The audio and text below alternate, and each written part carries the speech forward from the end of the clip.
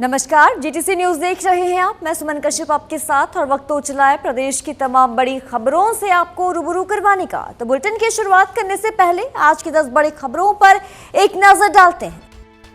मुख्यमंत्री नायब सिंह सैनी की गुरुग्राम में जन सुनवाई, 15 शिकायतों पर मौके पर फैसले लिए गए। कष्ट निवारण समिति की बैठक में अधिकारियों को सख्त निर्देश जारी किए। जनता की शिकायतों के त्वरित समाधान पर मुख्यमंत्री ने जोर दिया। लापरवाही पर सख्त हुए मुख्यमंत्री नायब सिंह सैनी। हरियाणा बिजली विभाग में बड़ा फेरबदल, 13 अफसरों का प्रमोशन, 2 की फाइल अटकी, वेटिंग लिस्ट में डाला। हिसार को मिली सबसे ज्यादा जिम्मेदारी। शिक्षा की गुणवत्ता बढ़ाने पर सरकार का फोकस, ये कहा शिक्षा मंत्री महिपाल ढांडा ने। रोजगार उन्मुख शिक्षा पर जोर, नई शिक्षा नीति पर हुई विस्तृत समीक्षा, ये भी कहा स्किल यूनिवर्सिटी मॉडल को मिलेगा बढ़ावा। युवाओं को जॉब सीकर नहीं जॉब क्रिएटर बनाने का लक्ष्य, ये भी कहा शिक्षा मंत्री ने। रेवाड़ी में अधिकारियों पर बरसे मंत्री रणबीर गंगवा। कर्ज निवारण समिति की बैठक में अफसरों की लगाई क्लास। अंशल टाउनशिप मालिक पर एफआईआर के निर्देश जारी किए। लंबे शिकायतों पर जल्द निपटारे के आदेश भी दिए। ग्रीवेंस मामलों में लापरवाही पर जताई नाराजगी। हुड्डा अधिकारियों की कार्यप्रणाली पर सवाल उठाए। शिक्षा विधेयक पर सरकार विपक्ष के निशाने पर। भूपेंद्र सिंह हुड्डा ने शिक्षा नीति पर सरकार को जमकर घेरा। नैतिक जिम्मेदारी निभाए शिक्षा मंत्री। राहुल गांधी की मांग का किया समर्थन। हरियाणा का सर्वश्रेष्ठ अस्पताल बना मेवला महाराजपुर यूएचसी। फरीदाबाद के सरकारी अस्पताल ने रचा नया कीर्तिमान। 5 स्टार जैसी सुविधाओं वाला सरकारी अस्पताल बना आकर्षण का केंद्र। आधुनिक सुविधाओं और स्वच्छता के दम पर मिला बेस्ट हॉस्पिटल अवार्ड। सरकारी अस्पताल में निजी अस्पताल जैसी सुविधाएं। पानीपत पहुंची विधानसभा पर्यावरण समिति। पर्यावरण संरक्षण पर अधिकारियों को निर्देश जारी किए। अधिक पौधारोपण और संरक्षण पर जोर दिया। वायु प्रदूषण को रोकने के लिए विभागों को दी जिम्मेदारी। जिला सचिवालय में समीक्षा बैठक आयोजित की गई।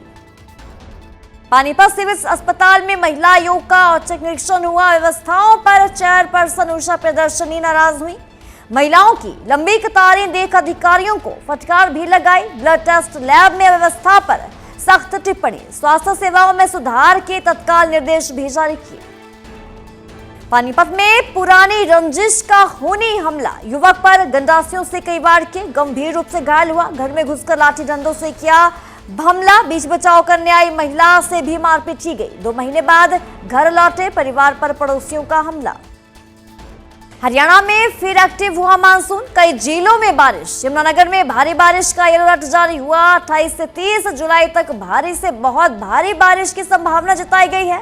मानसूनी टर्फ और लो प्रेशर सिस्टम से बदलेगा मौसम। पानीपत रोहतक में झमाझम बारिश। कई जिलों में छाए बादल।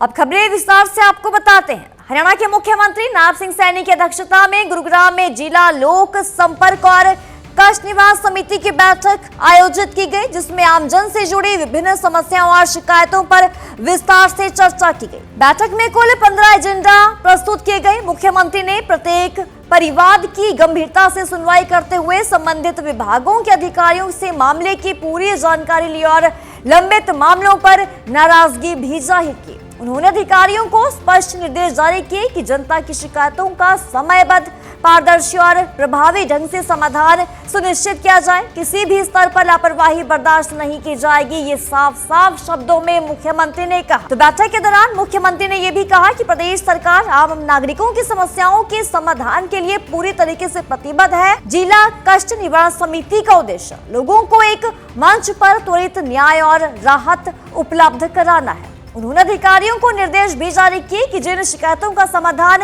मौके पर ही संभव है उन्हें तुरंत निपटाया जाए, जबकि शेष मामलों के लिए निर्धारित समय सीमा तय करवाई जाए और सुनिश्चित किया जाए। उन्होंने अधिकारियों को संवेदनशीलता और जवाबदेही के साथ कार्य करने की सलाह भी दी और ये कहा कि जनता की संतुष्टि ही प्रशासन की सबसे बड़ी सफलता है। बढ़ती अगली खबर की ओर। हरियाणा के शिक्षा मंत्री महिपाल ढांडा ने यह कहा कि रिव्यू मीटिंग के दौरान शिक्षा की गुणवत्ता को बढ़ाने पर जोर दिया गया है। उन्होंने ये भी कहा कि प्रदेश सरकार का प्रयास ये है कि प्रदेश में रोजगार उन्मुख शिक्षा प्रणाली लागू की जाए। उन्होंने कहा कि श्री विश्वकर्मा कौशल विश्वविद्यालय के द्वारा इंडस्ट्रीज के साथ जो MOU साइन किए गए हैं उसे लेकर विस्तृत चर्चा की गई है।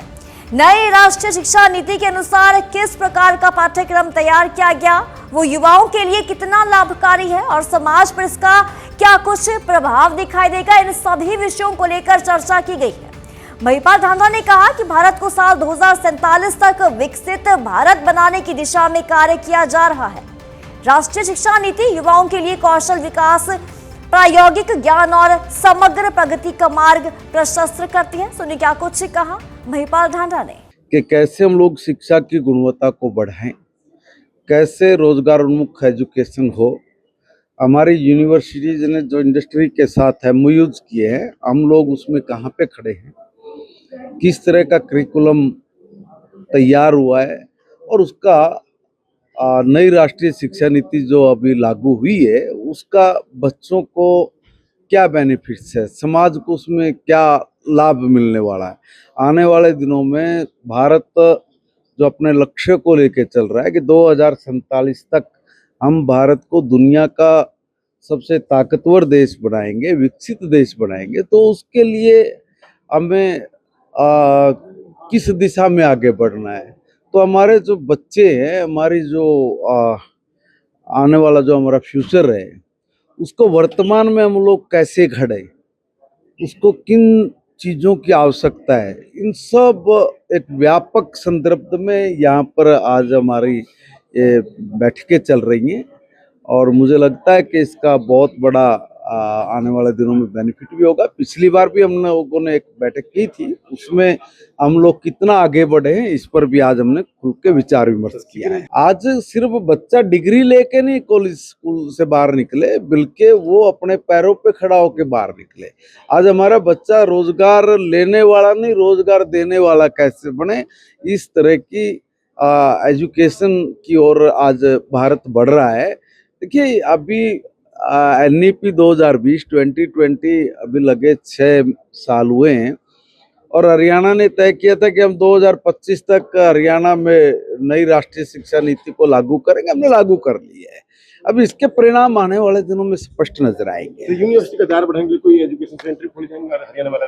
हाँ जी। देखिए जैसे हमारी ये स्किल यूनिवर्सिटीज है, इसके भी कोई 1-2 रीजनल सेंटर हमने देने की बात की है।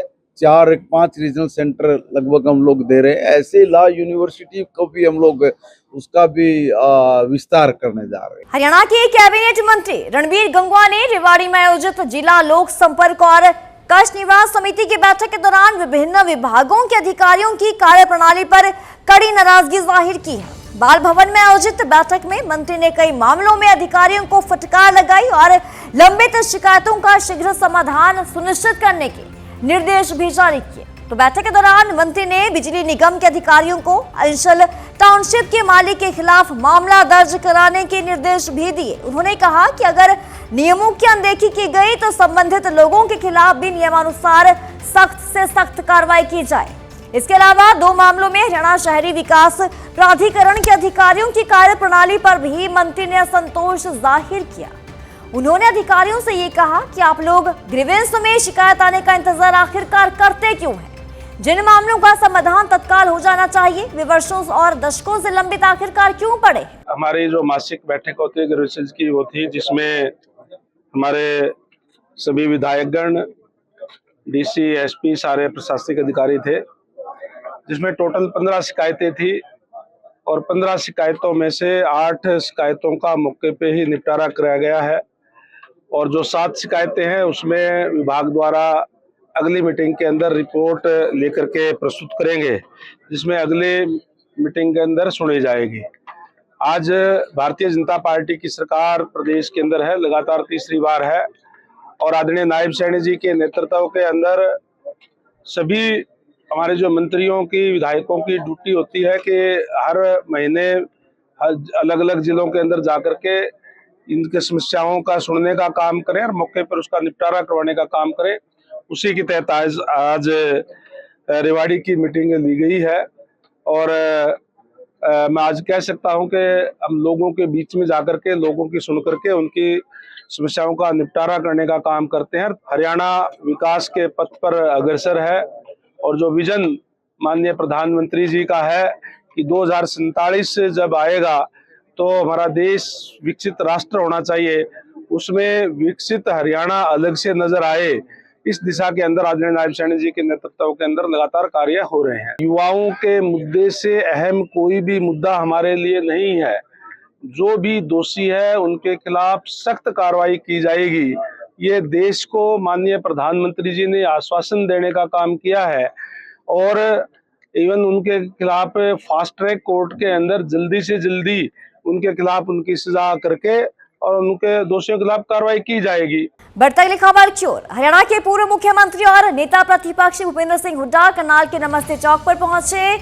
यहां उन्होंने सैनिक स्कूल में उनके सहपाठी रहे इकबाल सिंह के निधन पर परिजनों से मुलाकात कर शोक व्यक्त किया। इस दौरान उन्होंने दिवंगत आत्मा को श्रद्धांजलि दी और परिवार के प्रति संवेदना भी जताई। मीडिया से बातचीत करते हुए हुड्डा ने कैबिनेट के द्वारा शिक्षा संशोधन विधेयक को मंजूरी दिए जाने के मुद्दे पर सरकार को जमकर घेरा। कहीं न कहीं तो जिम्मेवार है ये सब जो है, क्योंकि नौजवानों का भविष्य अंधकार में डाला गया है, उनकी तरफ से मांग है। हरियाणा महिला आयोग की चेयरपर्सन उषा प्रदर्शनी ने पानीपत के सिविल अस्पताल का औचक निरीक्षण कर स्वास्थ्य सेवाओं का जायजा लिया। निरीक्षण के दौरान अस्पताल की व्यवस्थाओं में भारी अव्यवस्था देखकर उन्होंने नाराजगी जाहिर की और संबंधित अधिकारियों को तत्काल सुधार के भी निर्देश दिए हैं।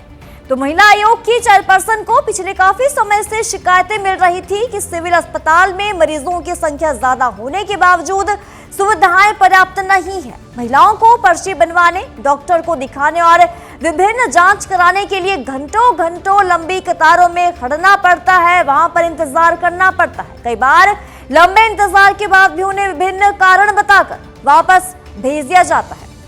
निरीक्षण के दौरान उषा प्रदर्शनी सबसे पहले खून जांच यानी कि ब्लड टेस्ट लैब पहुंची। यहां उन्होंने देखा कि बड़ी संख्या में महिलाएं अव्यवस्थित तरीके से लाइन में खड़ी हुई थी और काफी देर से अपनी बारी का इंतजार कर रही थी। ये देखकर चेयरपर्सन ने लैब कर्मचारियों को जमकर फटकार लगाई और ये कहा कि सब्जी मंडी आखिरकार इसे क्यों बना रखा है, यहाँ आप सब्जी बेच रहे हैं। और उन्होंने कहा कि किसी चीज की बोली लगा रहे हैं या मरीजों को सुविधा देने के लिए बैठे हुए हैं। देखिए, सबसे बड़ी कमी मुझे मैनेजमेंट की यहाँ लगी है। चीज़ें सब हैं लेकिन सही तरीके से काम नहीं हो रहा है। इसके लिए मैंने सीएमओ को हिदायत दी है कि वो अपनी इन सब चीज़ों को तुरंत प्रभाव से ठीक कर ले। हमारी बहनें आती हैं, वो जिस तरह से विंडोज पर भीड़ लगाकर खड़ी हैं, सुबह से शिकायतें की हैं कि सुबह से हम लोग यहाँ पर खड़े हैं, देखभाल सबकी ठीक नहीं है। तो इनको बोला है कि इनका एक सिस्टम बनाइए, इनकी सिटिंग अरेंजमेंट ठीक हो, ये वेटिंग भी करना है तो ठीक से बैठें, ठीक से बैठकर अपना वेट भी कर लें। तो ऐसी काफ़ी सारी अनियमितताएं मिली है जिसकी मैंने इनको कहा है, मुझे लगता है जल्दी ठीक भी कर लेंगे। लेकिन मुझे कहने में कोई दिक्कत नहीं है कि काफ़ी दिक्कत यहाँ पर देखने को मिली है और इनको नोटिस हम दे रहे हैं, इनको बता रहे हैं कि ये समय रहते इनको ठीक कर लें। मैं दोबारा से 15 दिन के बाद इस हॉस्पिटल में फिर से मैं आऊँगी और फिर से मैं इस बात को चेक करूँगी और मुझे लगता है जल्दी इसको ठीक भी कर। और लगातार हमारी विजिट चल रही है सब जगह से, चाहे वो कंपनीज में महिलाएं काम कर रही हूँ, चाहे वो हॉस्पिटल्स में काम कर रही हूँ या 10 से ज़्यादा कहीं भी किसी कॉलेज यूनिवर्सिटी कहीं भी काम कर रही हैं, तो उनकी सेफ्टी के लिए महिला राज्य आयोग बिल्कुल उनके साथ खड़ा है। किसी भी तरह की कोई भी घटना की खबर हमें मिलती है, तुरंत आयोग उन बहनों के साथ खड़ा है और उनको न्याय दिलाने के लिए बिल्कुल तक। हरियाणा विधानसभा की पर्यावरण और प्रदूषण नियंत्रण समिति ने चेयरमैन राम कुमार कश्यप की अध्यक्षता में पानीपत का दौरा कर पर्यावरण संरक्षण और प्रदूषण नियंत्रण से जुड़े विभिन्न स्थलों का निरीक्षण किया। समिति ने अधिकारियों को ज्यादा से ज्यादा पौधारोपण करने, पौधों का संरक्षण सुनिश्चित करने और वायु प्रदूषण रोकने के लिए सभी विभागों को जिम्मेदारी के साथ कार्य करने के निर्देश भी जारी किए। हालांकि मीडिया द्वारा पानीपत के गंभीर वायु प्रदूषण और डार्क जोन जैसे कई मुद्दों पर पूछे गए सवालों का समिति स्पष्ट जवाब नहीं दे सकी। समिति ने सबसे पहले जिला सचिवालय में विभिन्न विभागों के अधिकारियों के साथ समीक्षा बैठक की। चेयरमैन राम कुमार कश्यप ने कहा कि पर्यावरण संरक्षण प्रदेश सरकार की प्राथमिकता है और विकास के साथ पर्यावरण का संतुलन बनाए रखना समय की जरूरत भी है। पर्यावरण संबंधी प्रदूषण संबंधी तो आप देखते हैं, आज से अगर हम 4 साल पहले बात करें, हमारा कितना वायु शुद्ध था, हमारा जल शुद्ध था, हमारा वातावरण कितना शुद्ध था।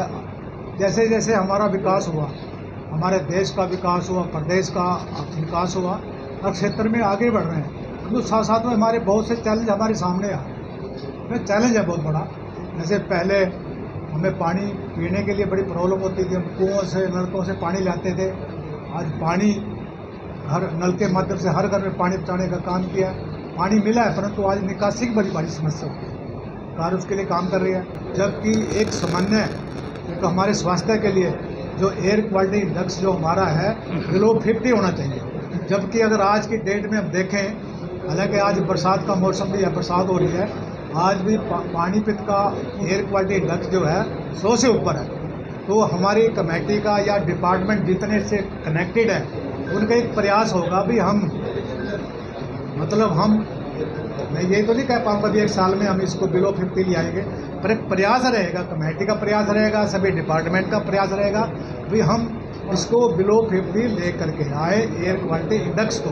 फरीदाबाद का मेवला महाराजपुर शहरी स्वास्थ्य केंद्र पूरे हरियाणा में मिसाल बन गया है। आधुनिक सुविधाओं, निजी हॉस्पिटलों से भी बेहतरीन साफ सफाई, हरियाली और मरीजों के अनुकूल माहौल के चलते इस UHC यानी कि अर्बन हेल्थ सेंटर को हरियाणा के सर्वश्रेष्ठ अस्पताल का पुरस्कार मिल गया है। खास बात तो यह है कि यहाँ मरीजों को ऐसा अनुभव मिलता है कि मानो वे किसी 5 स्टार होटल में पहुंच चुके हैं। फरीदाबाद के मेवला महाराजपुर स्थित शहरी स्वास्थ्य केंद्र ने स्वास्थ्य सेवाओं के क्षेत्र में नई पहचान बना ली है। 3 मंजिला इस UHC को हरियाणा का सर्वश्रेष्ठ अस्पताल चुना गया है। अस्पताल में प्रवेश करते ही मां सरस्वती की प्रतिमा, हरियाली, आकर्षक इंटीरियर, आरामदायक सोफे, पेंटिंग्स और स्वच्छ वातावरण मरीजों का स्वागत करते हैं। पूरे परिसर में मधुर संगीत भी बजता रहता है, जिससे मरीजों और उनके परिजनों को तनाव मुक्त माहौल मिलता है। अस्पताल में मरीजों और स्टाफ के लिए एयर कंडीशनिंग, दिव्यांगों के लिए विशेष सुविधाएं, आधुनिक लिफ्ट और बेहतर शौचालय जैसी व्यवस्था यहां पर मौजूद है। तो यहाँ OPD, IPD, जनरल और ऑर्थो सर्जरी, डेंटल केयर, 24 घंटे डिलीवरी, आधुनिक लैब और अन्य स्वास्थ्य सेवाएं एक ही छत के नीचे उपलब्ध कराई जा रही हैं। हमारे हॉस्पिटल में OPD, IPD, gynae, surgery, ortho, ये सारी सुविधाएं मतलब हैं। और हमारे पास में लेबर रूम की 24 घंटे 24/7 की सर्विसेज हैं। ऐसा है कि हमारा हॉस्पिटल मॉडल हॉस्पिटल के रूप से सिलेक्ट हुआ है। आगे देखें क्या करते हैं हम लोग और कितना हमें सपोर्ट मिलता है।